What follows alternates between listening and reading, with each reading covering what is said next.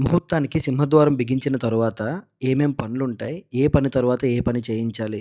అనైతే ఈ వీడియోలో తెలుసుకుందాం. మేమైతే ముహూర్తానికి గుమ్మాలన్నీ కింద బిగించిన తరువాత కింద బ్రిక్ వర్క్ అయితే అవుతుందండి. లింటెల్ హైట్ తరువాత చేయాల్సిన బ్రిక్ వర్క్ అయితే చేస్తున్నాము. సెంటర్‌లో పార్టిషన్ వాల్స్. అలానే టెర్రస్ పైన పారాపెట్ వాల్ కూడా మొదలుపెట్టాము. అదే మనం పిట్టగోడ అంటాం కదా! పిట్టగోడ అయితే కడుతున్నాము. మేడ మీద పిట్టగోడ కట్టేటప్పుడు ఫస్ట్ 9 ఇంచీల లైన్ అయితే ఈ విధంగా వేసుకోవాలండి. అంటే మనం డమ్మీ పిల్లర్స్ అన్నీ మార్కింగ్ చేసుకున్న తరువాత, ఈ విధంగా ఫస్ట్ లైన్ 9 ఇంచీలు కట్టి, దాని తరువాత 4 అంగుళాల గోడైతే కట్టాలి. అలా కట్టడం వల్ల క్రాక్స్ అయితే తగ్గుతాయండి. మనకి మేడ మీద కట్టే పిట్టగోడ స్లాబ్ దగ్గర క్రాక్‌లయితే కొన్ని కొన్ని దగ్గరలో మనం చూస్తాము. సో, ఆ విధంగా క్రాకులు రాకుండా ఉండాలి అంటే ఫస్ట్ లైన్ 9 ఇంచీలయితే కట్టాలి. దాని తరువాత 4 ఇంచీల గోడలైతే కట్టాలి. అలానే టెర్రస్ పైన పిట్టగోడలు కడుతున్నప్పుడు ఈ రింగ్స్ అయితే కంపల్సరీగా ఉండాలండి. ఈ రింగులు మనకి మార్కెట్‌లో అయితే దొరుకుతాయి. ఏరియా వైస్‌గా బడ్జెట్ అంటే రేట్ ఉంటుంది. మాకైతే ఇక్కడ రూ. 20, రూ. 25లో ఈ రింగ్ అయితే దొరుకుతుంది. అక్కడ షాప్‌లో ఉండే దీన్ని బట్టి. కొన్ని కొన్ని ఏరియాలో ఇంకా ఎక్కువ కూడా ఉండొచ్చండి. ఈ రింగులనేవి మనకి ఏ విధంగా ఉపయోగపడతాయంటే, పైన పెట్టుగోడ కట్టేటప్పుడు ఫస్ట్ లైను 9 ఇంచీల లైన్ కట్టి, దాని తరువాత 4 అంగుళాల గోడ మనం కడతాము. ప్రతి 8 అడుగుల డిస్టెన్స్‌కి ఒక మోటి అయితే ఇవ్వాలండి. అదే మనం బ్రిక్స్‌తో 9 ఇంచీల్లా కట్టే ఈ మోటి అనమాట. ఈ విధంగా మోటీల దగ్గర 2 రింగులైతే పెట్టడం మంచిదండి. ఈ రింగులు మనకి ఏ విధంగా ఉపయోగపడతాయంటే, టెర్రస్ పైన మనం బర్త్‌డే ఫంక్షన్స్ కానీ, లేదంటే ఏవైనా ఫంక్షన్‌లు జరుగుతున్నప్పుడు టెంట్లు వేస్తాం కదండీ! ఆ టెంట్‌లకు పెట్టడానికి అంటే, ఆ టెంట్ పెట్టడానికి కర్రలైతే పెడతారు. కర్రలు పెట్టి వాటినైతే తాళ్ళతో కడతారు. వాటికైతే ఇవి చాలా బాగా ఉపయోగపడతాయి. కొన్ని దగ్గరలో డమ్మీ పిల్లర్స్ అనేవి రావండి. అంటే మనకి సెంటర్‌లో పిల్లర్స్ ఏవి రావన్నమాట డమ్మీ పిల్లర్స్.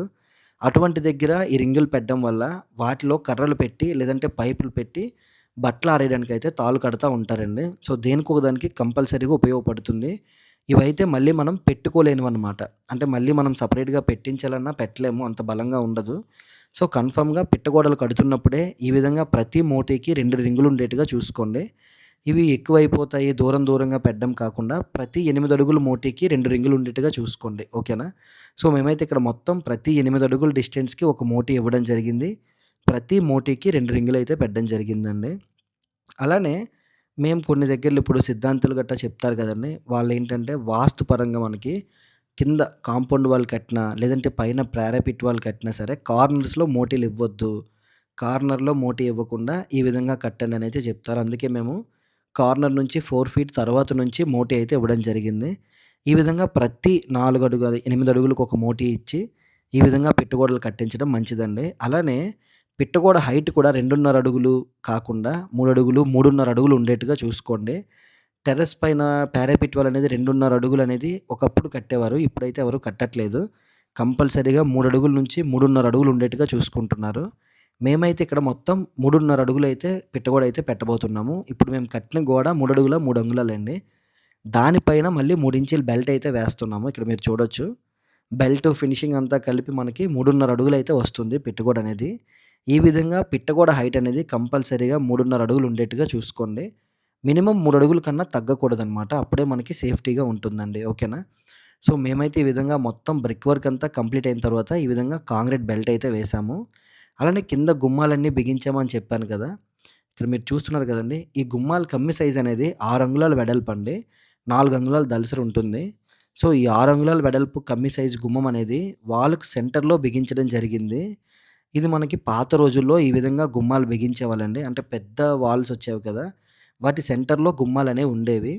సో, ఇప్పుడొస్తున్న దీని ప్రకారం 6 ఇంచుల బ్రిక్ వర్కు, 4 ఇంచుల బ్రిక్ వర్కు, 9 ఇంచుల బ్రిక్ వర్కు. ఈ 9 అంగుళాల గోడలో కూడా మనం గుమ్మం అనేది సెంటర్‌లో బిగించడం వల్ల 2 వైపులా ప్లాస్టింగ్ అనేది పడతదండి. ఇక్కడ మీరు చూడొచ్చు. Out side, inside.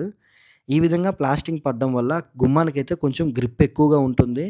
కార్నర్స్‌లో కూడా మనకి క్రాక్స్ అనేవి రావండి. ఇవన్నీ గుమ్మాలు ఈ విధంగా పెట్టడం అవ్వదు. ఎందుకంటే సెంటర్‌లో పార్టిషన్ వాల్స్ కాబట్టి మేమైతే 9 అంగుళాల గోడ అయితే ఎక్కడైతే వచ్చిందో ఆ గోడకి పెట్టే గుమ్మాలన్నీ కూడా ఈ విధంగా సెంటర్‌లో బిగిస్తున్నాము.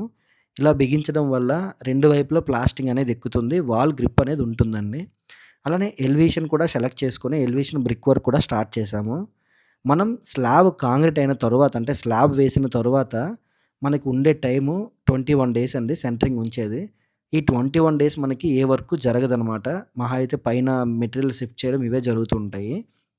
వాటి తరువాత మనం ఎలివేషన్ సెలెక్ట్ చేసుకోవాలి. అలానే పైన ఇంకో ఫ్లోర్ వేస్తామా వేయమని కన్ఫర్మ్ చేసుకొని, పైన ఫ్లోర్ వేయము అంటే ఈ విధంగా పారాపెట్ వాల్ కట్టడానికి మెటీరియల్ అంతా ఎక్కించుకోవాలి.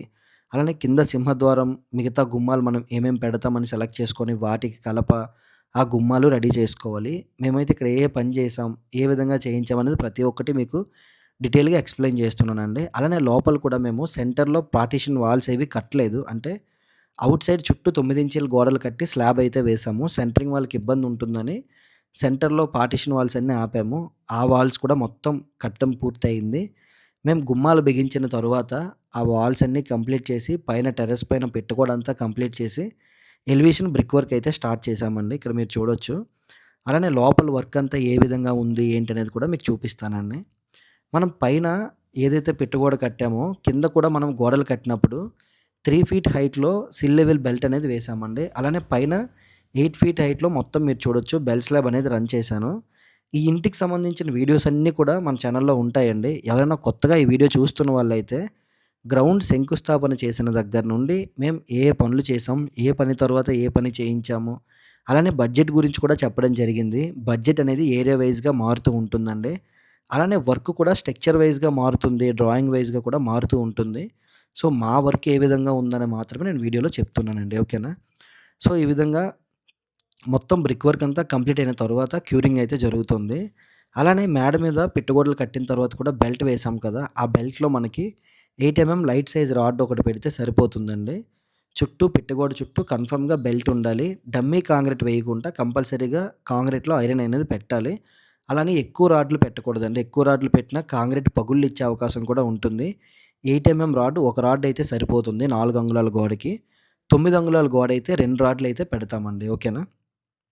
సో, ఈ విధంగా మొత్తం వర్క్ అంతా కంప్లీట్ అయింది. ఇది చిల్డ్రన్స్ బెడ్‌రూమ్ అండి. చిల్డ్రన్స్ బెడ్‌రూమ్ విండో 6 అడుగుల వెడల్పు, 5 అడుగుల ఎత్తు అయితే ఉంటుంది విండో. హాల్‌లో విండో, వెయిటింగ్ హాల్‌లో విండో, చిల్డ్రన్స్ బెడ్‌రూమ్‌లో విండో పెద్దదైతే ఇవ్వడం జరిగింది. అలానే గుమ్మాల సైజులన్నీ కూడా 3.5 అడుగుల వెడల్పు, 8 అడుగుల ఎత్తు అండి. ఎంట్రన్స్ సింహద్వారం అనేది 4 అడుగుల వెడల్పు అయితే ఉంటుంది. ఇదొచ్చేసి cupboard area, wardrobe, children's bedroom cupboard ఇక్కడైతే వస్తుంది. మెటల్ ల్యాండింగ్ బీమ్ అది. అలానే ఇదొచ్చేసి వాష్‌రూమ్ అండి. Attached toilet. Children's bedroom attached toilet ఇది. టాయిలెట్‌లో ఎగ్జాస్ట్ ఫ్యాన్ పెట్టుకోవడానికి ఒక రౌండ్ అయితే ఇవ్వడం జరిగింది. అలానే విండో 2x2.5 విండో అయితే ఇచ్చాము. అది తరువాత అక్కడ మాకు సైజ్ అవైలబిలిటీ బట్టి తగ్గించుకోవడమా, లేదంటే అదే సైజు ఉంచడం అనేది చూస్తాము. ఇది మొత్తం చిల్డ్రన్స్ బెడ్‌రూమ్ అండి. చిల్డ్రన్స్ బెడ్‌రూమ్ మొత్తం కంప్లీట్ అయితే అయిపోయింది. బ్రిక్ వర్క్ అంతా. ఇది హాలు. హాల్‌లో సెంటర్ పార్టిషన్ వాల్ ఇది. అంటే వెయిటింగ్ హాల్‌కి మధ్యన ఇది టీవీ యూనిట్. అలానే ఇంకా పూజ మందిరు, కిచెను, మాస్టర్ బెడ్‌రూమ్ ఇక్కడైతే ఉంటుందండి. ఇది మాస్టర్ బెడ్‌రూము. ఇదొచ్చేసి కిచెన్ మొత్తం. ఈ సైడ్‌కొచ్చేసి పూజా మందిరండి. దేవుడి గది. దేవుడి గదైతే పైన స్లాబ్‌కి అంటించకూడదు గోడలనేవి. అందుకే పైన గోడలైతే ఏవి అంటించలేదండి. దేవుడి గదికి కట్టిన గోడలు మాత్రం అంటించకుండా కట్టాము.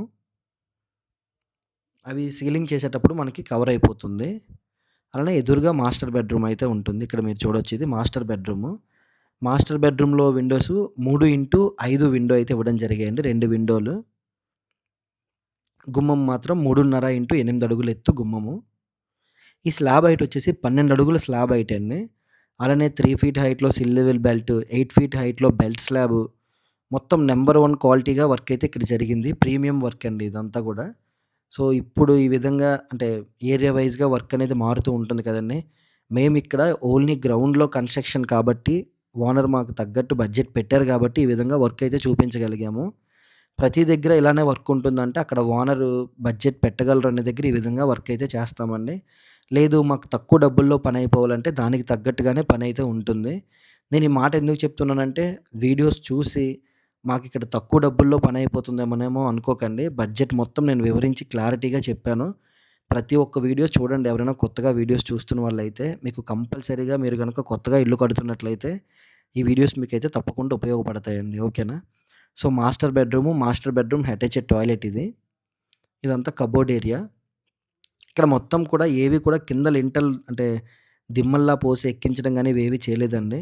వాల్ మొత్తం కట్టిన తరువాత బెల్ట్ స్లాబ్‌లన్నీ రన్ చేసిన తరువాతే ఈ విధంగా స్లాబ్ అయితే వేయడం జరిగింది.